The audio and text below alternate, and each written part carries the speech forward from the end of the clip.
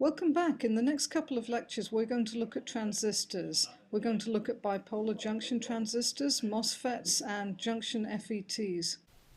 Unlike the diodes we've looked at so far, transistors are three-terminal devices. That means they have three legs, and we can apply a small signal to one of those inputs and then have a larger signal appear at the output. So that makes it a three-terminal device where a small input voltage or a small current which is applied to one contact modulates or controls a large voltage or a current between the other two contacts.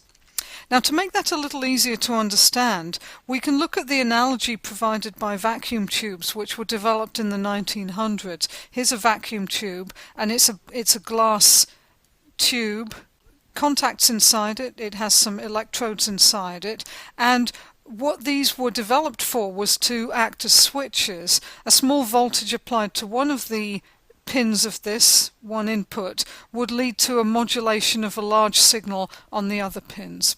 Here's a schematic of the vacuum tube which acts rather like a transistor. This is the glass envelope, and inside we've got vacuum.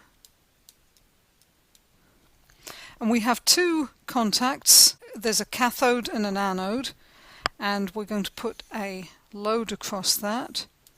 Just draw a resistor here, that's the load, and a power supply. A typical power supply might be 300 volts. And this third contact is called the grid, and the voltage we're going to apply across the grid is much smaller. It goes up to about, say, 5 volts. And we'll have all of this grounded, so this is 0 volts here. So the cathode is at 0 volts, the anode is at plus 300 volts, and the grid is going to have a voltage that's up to 5 volts applied to it. When we turn on the heater, it heats up the cathode, and the cathode emits electrons. This is called thermionic emission. The electrons come out, there you go, and they're going to be attracted towards the anode because there's 300 volts pulling them towards it. So in the absence of any voltage on the grid, we just get a current that flows from the cathode to the anode, an electron current, and goes through the external circuit like this.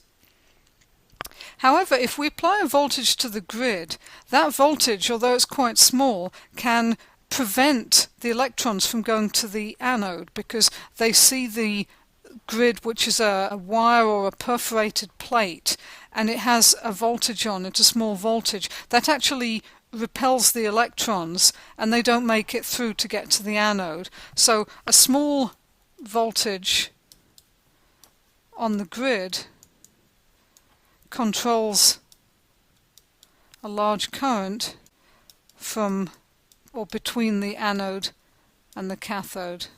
And that's how it can be used as a switch. You can turn on the grid and it stops the current, turn off the grid and the current can flow.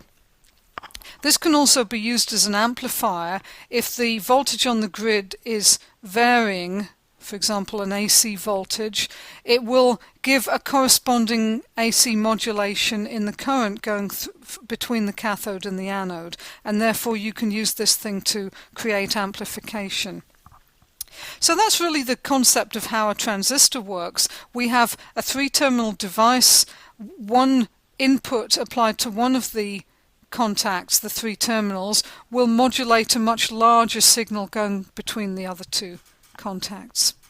Transistors do the same sort of job, but of course they're very much smaller, and it's rather entertaining to think about whether we could do computation using these vacuum tubes instead of transistors.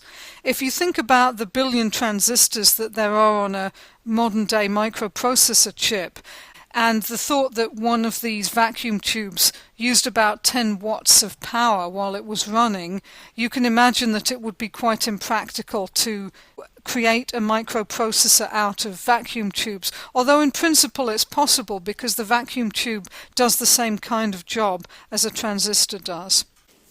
Let's move on now and look at the first transistor. This was developed in the 1940s at Bell Labs, and this is a very famous picture showing the first solid-state transistor. It was actually a point contact transistor in which there were gold contacts on N-type germanium. So this structure here, this is the germanium, and the gold is on the outside of this triangular thing, and what was done to get those contacts close together was to wrap a gold foil around the end of this triangular plastic piece and then make a little cut in it with a knife, and so when that was pressed against the germanium it made two contacts very close together.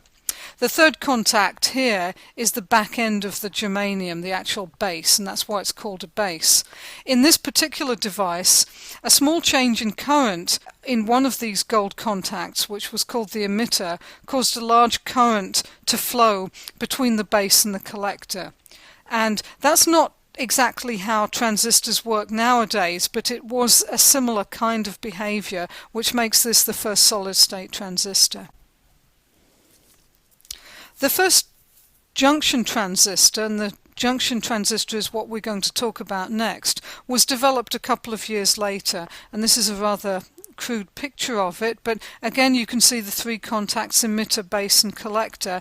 In this one, a small change in the base current caused a large change in the current that flowed between the emitter and the collector, and that's exactly how the BJT, the bipolar junction transistor, works nowadays, and that's the device we're going to be looking at next.